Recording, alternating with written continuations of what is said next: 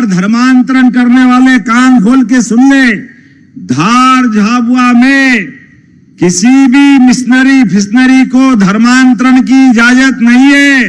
अगर धर्मांतरण करेंगे हमारी सरकार उठाकर में जेल पहुंचाएगी, जेल। उनके खिलाफ कार्रवाई करने का काम हम करेंगे। सुनो मेरी बात, लॉ हमारा इंडिया का क्या कहता है कि कोई भी जन अपने धर्म का प्रचार और अपने धर्म को मान सकता है।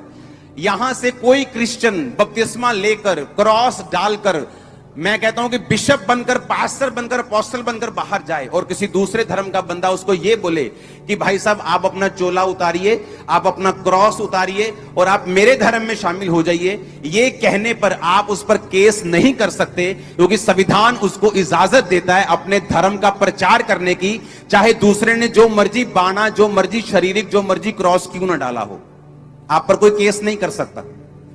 आप मेरी बात समझ रहे कि नहीं?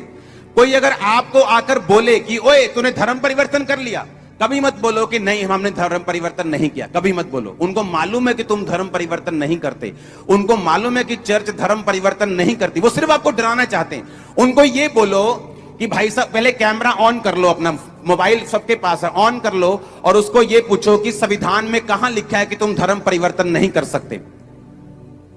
अगर तुम मुझे संविधान को पूरा करने से रोकते हो कि मैं 10 दिनों में 10 धर्म बदल सकता हूं, संविधान मुझे रोकता नहीं है, तो धर्म परिवर्तन करना अपराध नहीं है।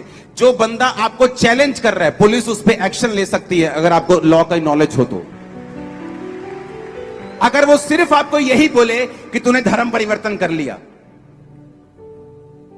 आप किसी भी बंदे को, वो अपने धर्म का जितना मर्जी पक्का हो, आप उसको वचन दे सकते हो, आप उसको यीशु मसीह के बारे में बता सकते हो, आप उसे ये बोल सकते हो कि भाई साहब तू यीशु मसीह का बपतिस्मा ले, परमेश्वर तुझे सब कुछ देगा। कोई चैलेंज नहीं है आपको लॉ के मुताबिक।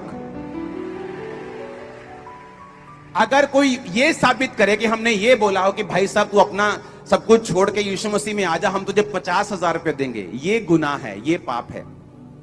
या हम तेरी टांगे तोड़ देंगे, ये पाप है, ये गुनाह है, ये लॉ के खिलाफ है। आप किसी भी बंदे को यीशु मसीह के बारे में बता सकते हो, वो कितना भी बड़ा धर्म का अगुवा क्यों ना हो, वो किसी भी धर्म का, आप उसको भी बता सकते हो, आपको कोई चैलेंज नहीं है। कोई आप पर केस नहीं कर, जो ऑफिसर आप पर केस करेगा वो सस्पेंड होगा, उस पर भी केस किया जाएगा फ्यूचर में, आप देख लेना। ये लॉ में है। लॉ को कोई चैलेंज नहीं। मैं अपने लोगों को बोलता हूं कि जिस मर्जी से पंगा ले सकते हो, लॉ से कभी कोई पंगा नहीं।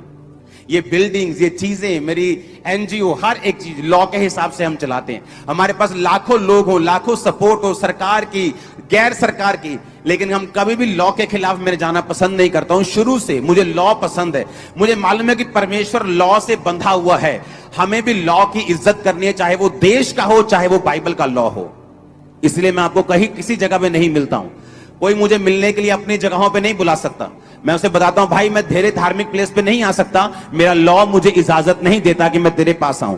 हम किसी ऐसी जगह मिल लेंगे जहां ना तेरा धार्मिक प्लेस हो ना मेरा हो। आमीन। कितने मेरी बात को समझ रहे हैं? इसलिए जब कोई आपको यह बोलता है कि तूने धर्म परिवर्तन किया, तो वो भी पाप नहीं है, वो भी लॉ, इंडियन लॉ के हिसाब से वो गलत नहीं है। किसी को आप यीशु मसीह के बारे में बताएं, वो अपने धर्म का जितना मर्जी ऊंची पोजीशन पे हो, इस बात पर भी आप पर केस नहीं किया जा सकता। हालेलुया। इसलिए एक्शन कमेटी का गठन कर दिया गया है। कल एक पास्टर को रास्ते में किसी ने कुछ मारने की कोशिश की, तो मैंने उनको बताया था कि हम कड़ी निंदा नहीं करेंगे कि फलाने ने बुरा किया, ढमकाने ने बुरा किया। उस पास्टर का सारा खर्चा, उसकी सारी हॉस्पिटल का खर्चा एक्शन कमेटी ने उठाया। उसको, उसके घर में 20,000 महीना सपोर्ट लगाई। उसको कौम का हीरो बनाएंगे, उसको सम्मानित करेंगे, उसको बुलाएंगे, उसको हार देंगे।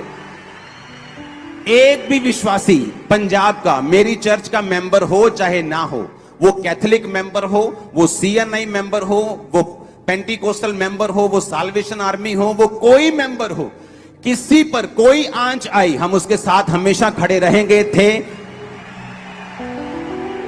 किसी को प्रॉब्लम हुई, कोई पास्टर, एक मेंटरशिप की मीटिंग में मैंने एक प्रोफेटिक वर्ड दिया था, उसको मैं चाहता हूं आप उस प्रोफेटिक वर्ड को देखो, मैंने क्या बोला था मेंटरशिप मीटिंग में।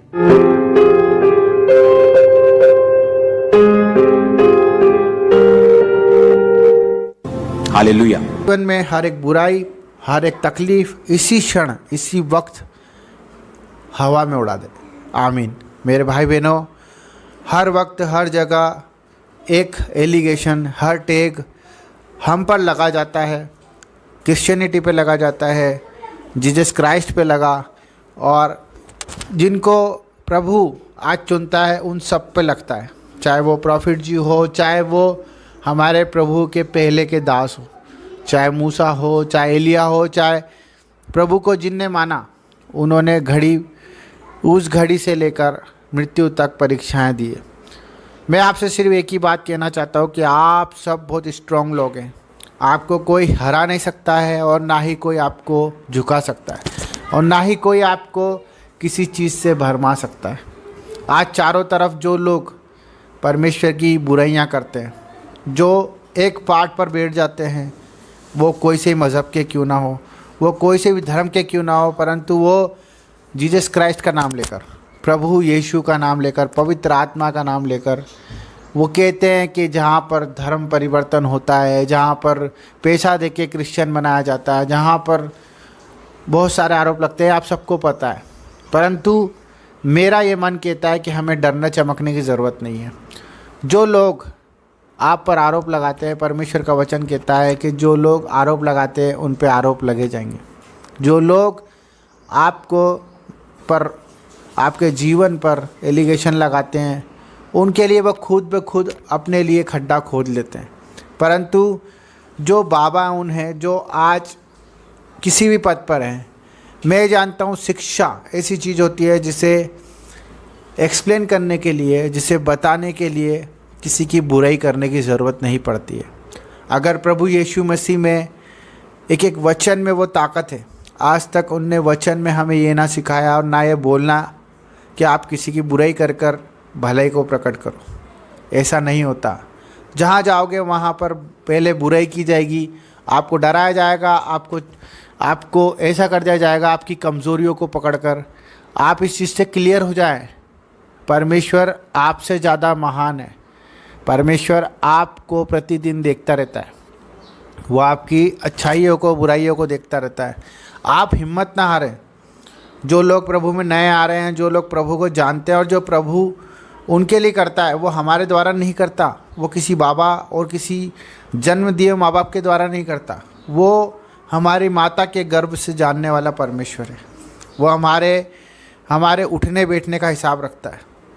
आप अपनी चिंताएं उसको सौंप दें, बिना किसी धन के, बिना किसी पैदल यात्रा के, बिना किसी पहाड़ों पर चढ़ने से, बिना किसी को कुछ खिलाने से, झूठा बात और झूठी बातें बोलकर डराने से। ये सब चीज़ें आप समझ सकते हो। मैं आपको एक इनडायरेक्टली बताना चाह रहा हूँ कि जहाँ भी आप जाओगे, आपकी कमज़ोरी को आप ताकत बना लो। आप अपनी कमज़ोरी किसी से शेयर मत करो।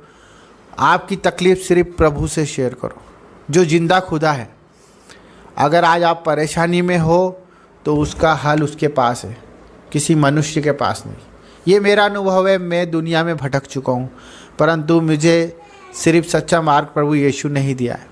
उसी के द्वारा मैं जीवित हूँ, और उसी के द्वारा आप भी जीवित हैं।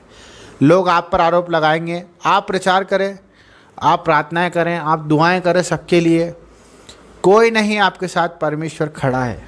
आप महसूस करेंगे तो वो आपके बीच में उपस्थित हो जाएगा, और सबको हराने का वक्त आ चुका है। मेरे भाई बहनों, कितने भी आरोप लग जाए, परमेश्वर जो लोग परमेश्वर के जन को दबाते हैं, परमेश्वर उन्हीं जनों को उनसे ऊपर लेके आता है। यस, आमीन। God bless you. सबको जय मसीह की।